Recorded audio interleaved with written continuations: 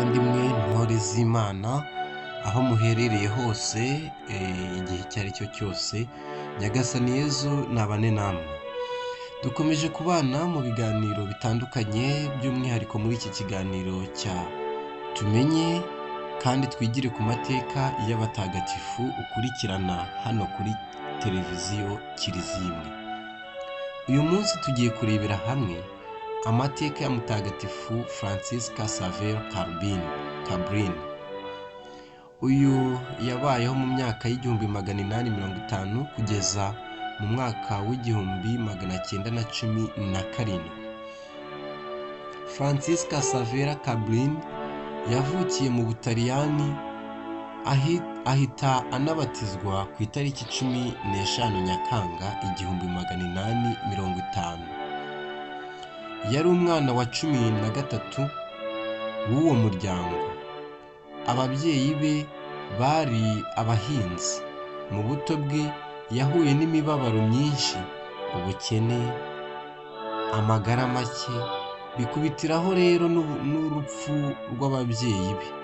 Nyamara ariko ibyo byose ntibyigira bimuca intege, ahubwo byose akomeza kubitura Nyagasani. Amaze kuba mukuru yifuje kwiyegurira Imana. Amagara ye ariko ntiyatumye abona umuryango umwakira. Yabanje gukora umurimo w'uburezi. Padiri mukuru wa paruwasi ya Codogno wari uzi imbaraga za roho yamutumyeho afite imyaka 24 ngo aze mu rugo yise urugo rwa gahunda y'Imana. Icyo gihe yari amutumyeho ngo ashyire umurongo muzima muri urwo rugo rwarererwagamo imfubyi. Umunsi umwe umwepiskopi wa Lodi yabwiye Francisca ati, nzi ko wifuza kujya kwamamaza inkuru nziza, sinzi rero ikigo cyakira abafite ibyifuzo nk'ibyawe. Shinga ikigo cyawe rero. Nuko Cabrini atekereza akanya gato, nyuma arasubiza ati, nzashaka inzu. Kubera ko umwepiskopi yari azi ukwiyoroshya kwe n'ubwitange bwe, yamushinze umurimo ukomeye wo kurera imfubyi. Uwo murimo awukora imyaka 6 kandi arawutunganya koko. Nyuma rero abifashijwemo n'abakobwa 3 muri za mfubyi yareraga, batangiye umuryango w'abihaye Imana bitwa ababikira b'umutima mutagatifu. Nibwo rero batoye Francisca ngo ababere umuyobozi, kuko bari bafite imigambi yo kuzajya kwamamaza inkuru nziza mu Bushinwa. Muri icyo gihe ariko hari abataliyani benshi bajyaga muri Amerika gushaka akazi.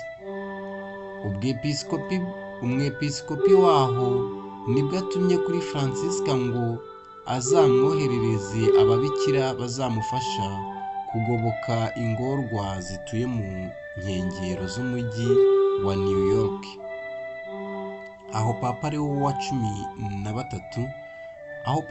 13 abimenyeye, nawe asaba Francisca kureka kujya mu Bushinwa, ahubwo akajya kwamamaza inkuru nziza muri Amerika. Francisca agezeyo yitangiye cyane ibikorwa by'urukundo. Atangiza ikigo kigenewe kwakira imfubyi, yubakisha n'ibitaro 4 byo kugoboka abarwayi.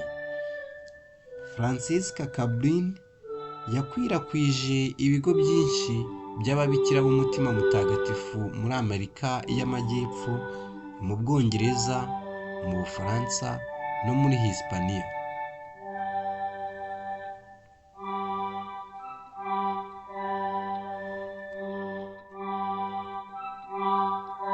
Ibyo byose abikorera kugira ngo ingoma y'Imana yogere hose.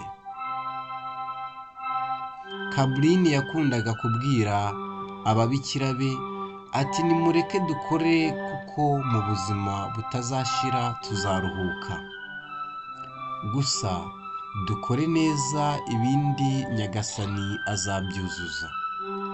Yubatse ingo z'ababikira 67 mu bihugu 8. Igihe ibikorwa bye byateraga imbere yavugaga aciye bugufi atari ko se ubu nitwe dukora ibi ngibi cyangwa ni Nyagasani ubyikorera. Nyagasani yamuhaye umugisha ukomeye kubera ko yahoraga yizeye umutima mutagatifu wa Yezu. Yakundaga gutangara ati ibintu ni bibiri, gukunda cyangwa gupfa, ku buryo urupfu rwe yarufataga nk'igikorwa cy'urukundo rw'Imana.